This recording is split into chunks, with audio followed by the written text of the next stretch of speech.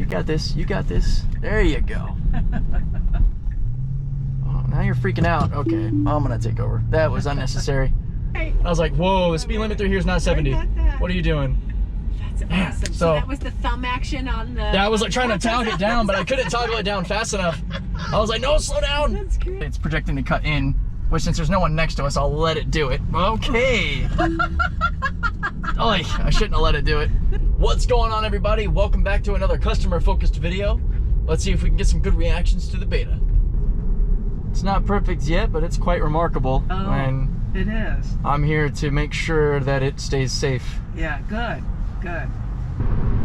I often get people who will say things like, oh, I could never drive a self-driving car, or I wouldn't be comfortable, and I immediately think, you trust these people? Exactly. Yeah, well, good point. I'll take my chances with the robot over the humans. Yeah, yeah. Especially in California, or the places where there's just so many people on the road. Exactly. Oh, it's so bad. My next car will probably be a Tesla, but, you know, I love my little Audi, so... They're good cars. Yeah. Yeah. I've always been a fan of Audi. Yeah. And, so anyway, I don't know whether I'll ever get one or not. My husband would like for me to get one, Well, I mean, hey, in a few years, Audi might actually finally come out with a good electric one. Yeah, I know they've been struggling. You're probably right. The e-tron GT is hyped up. It's basically just an Audi-covered Porsche Taycan. It's the same thing with a different body style. Yeah. But the Porsche Taycan, to its credit, has had a lot of good reviews, a lot of fun reports on how it drives. There's some issues with its batteries that's kind of recent and ongoing. It's the architecture behind the system, the 800 volt or 900, I think it's 800 for Porsche. It's causing the cells to overcharge in a pretty bad way, which is causing, not rupture, I don't want to use the wrong terminology, but it's causing cell damage. Hopefully they fix that. The Porsche family is not too eager to make the transition.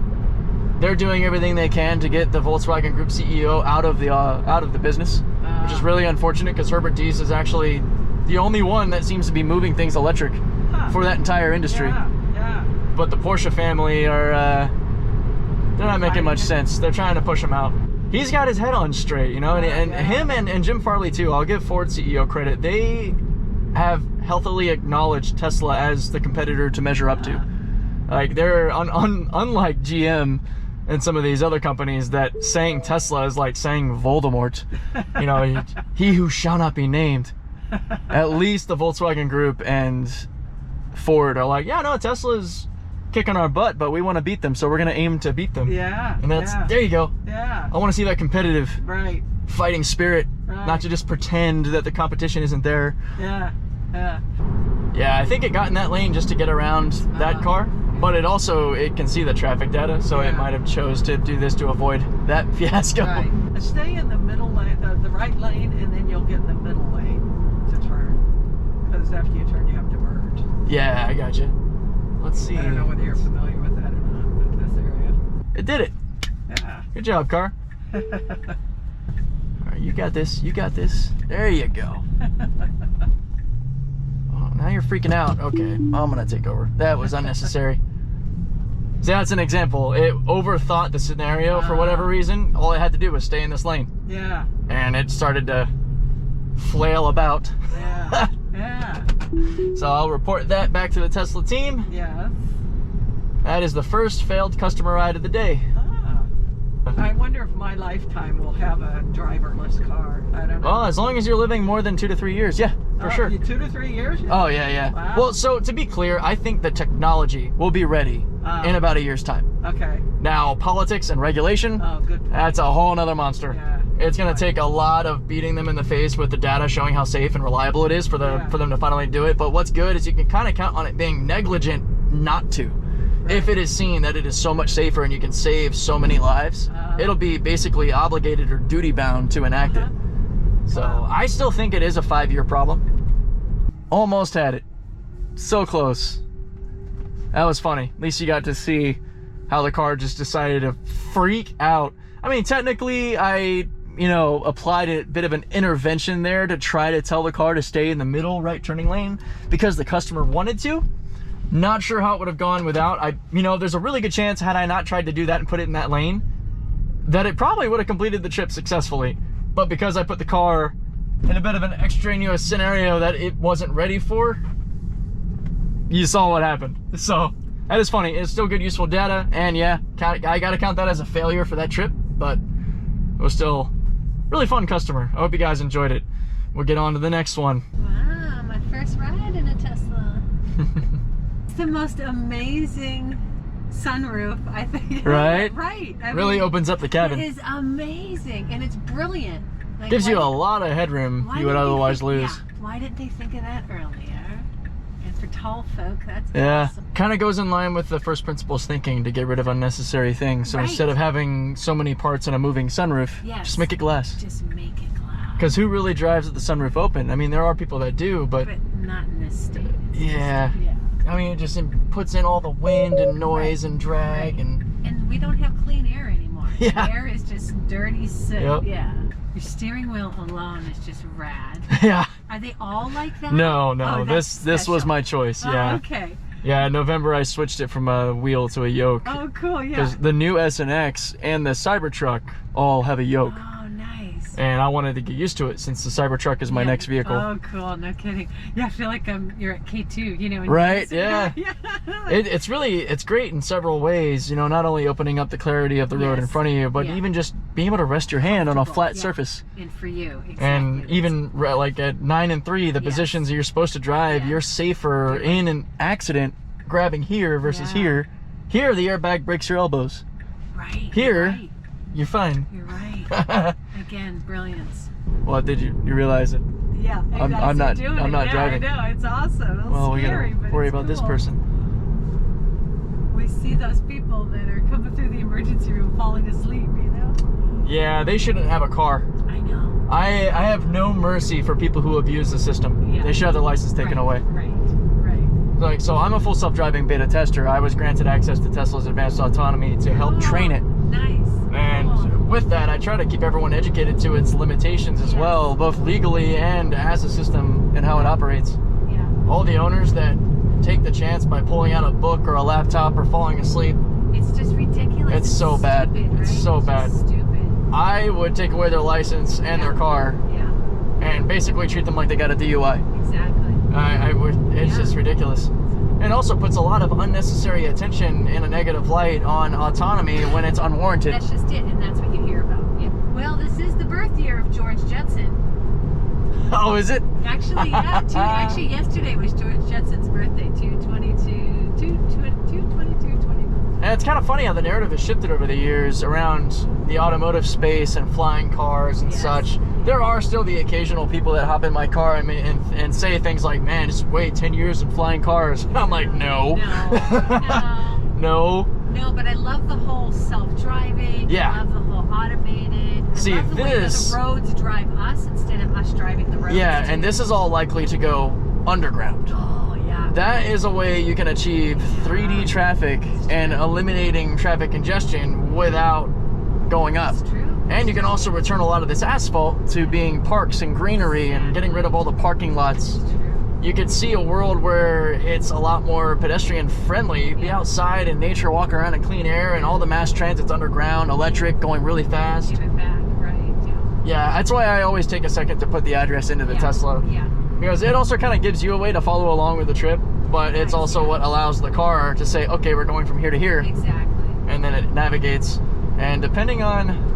So I'm going to say this is a simple right-left scenario. Yeah. We'll see if it can do it. It's funny. It tends to do the super complex things fantastically. Yes. Like hitting a series of roundabouts, like a boss. And then a straight line, and it's like, can't do it. That's funny. Yeah, that's kind of the same with humans. Right? Very intelligent humans. Right. Very difficult for them to ride a bike.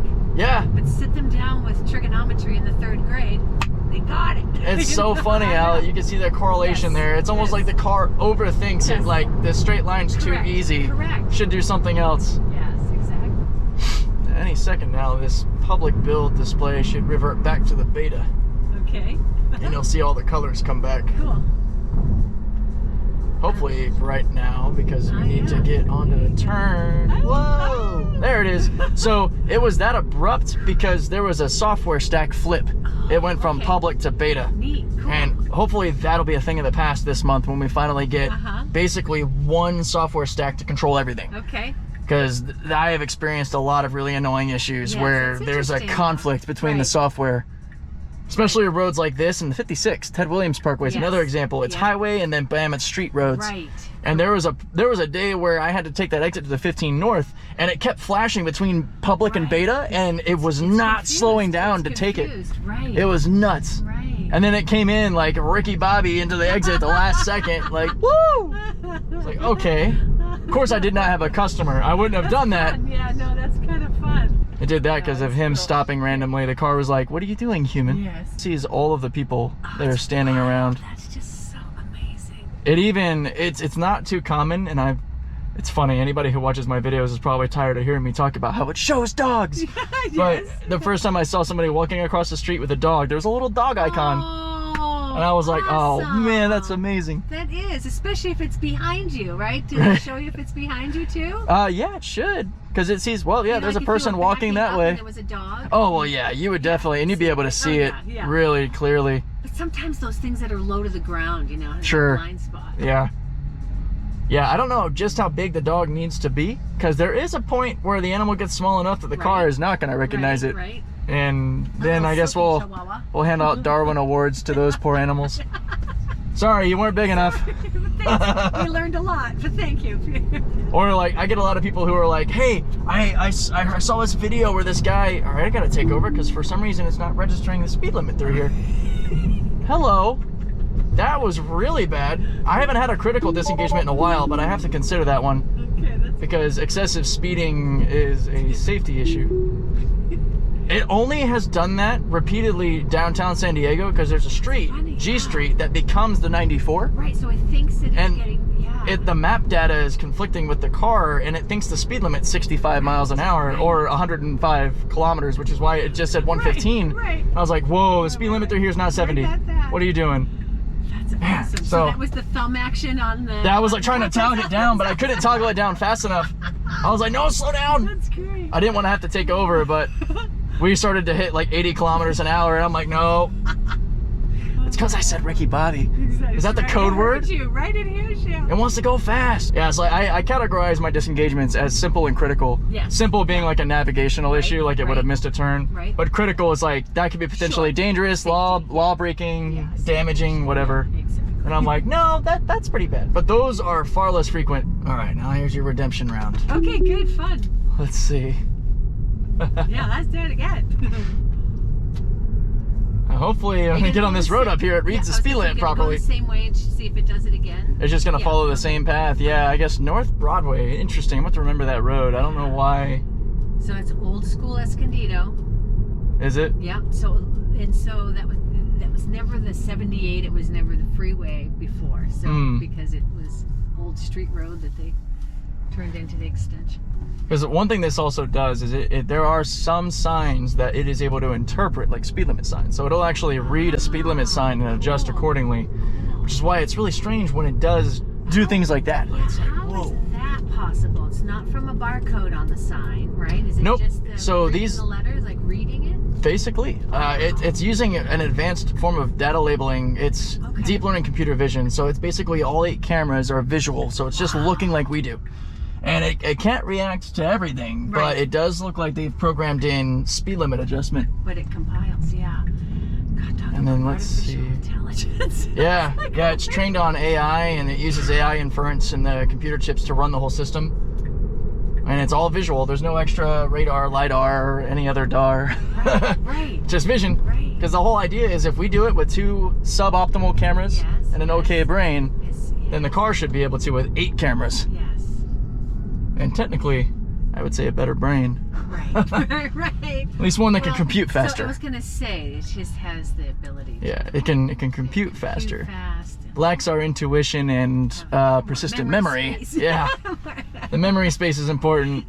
It does have some, like the people that are crossing in front of these cars, even though it doesn't show up, it does log that there is a person that was crossing. Cool. That way it's not gonna just like, oh, there's no one there, go. Yeah, Like gotcha. it does have some persistent memory.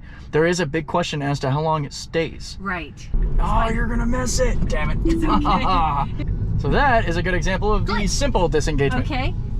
Because it just Even failed. though it knew it needed, is it because it's the 2-lane things, like 2 lanes split left, 1 So lane split it's right? a common thing that the system is very not restricted. It's kind of like on rails in a sense of when it's making a turn, it wants to stay in that lane it's turning into at all costs. So like for example here, it'll follow the outside left lane, and you can see it. Well, actually, it's projecting to cut in. Which, since there's no one next to us, I'll let it do it. Okay. Oy, I shouldn't have let it do it. Goodness. Funny. I was gonna say, even though it knows it wants to turn left, like I could see it wanting to go into that inside lane because it knows we're gonna be turning left. Yeah, and that's a case where it's trying to plan for the route, but it doesn't have the ability to just kind of like jump a lane to stay in that route yet, like we do, which is what it needs. Right. And that was a really comical failure there. Where it was like, I don't know what to do. So that was a great customer. That's exactly the kind of customer I want to be able to engage with when it comes to the beta. And we had an example of a critical disengagement with a weird speed issue it had. Let me know down in the comments if you guys have any ideas of why that might be. I know we had just come off the 78. And it could have been just as simple as it not registering the speed change yet. And very necessary to take over because my thumb could not scroll down fast enough.